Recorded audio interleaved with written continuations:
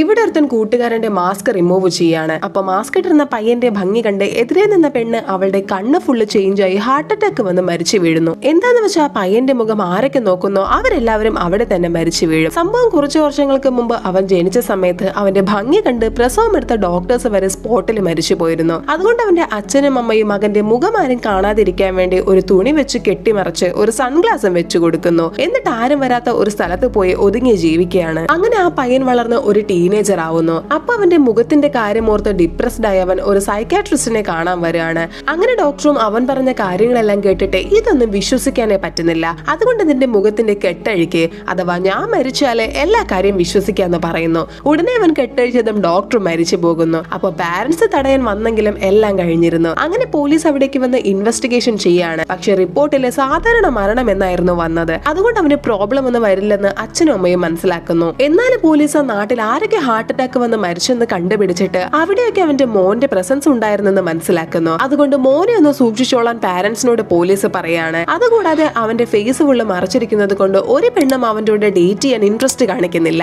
അതും അവനോട് പ്രശ്നമായിരുന്നു.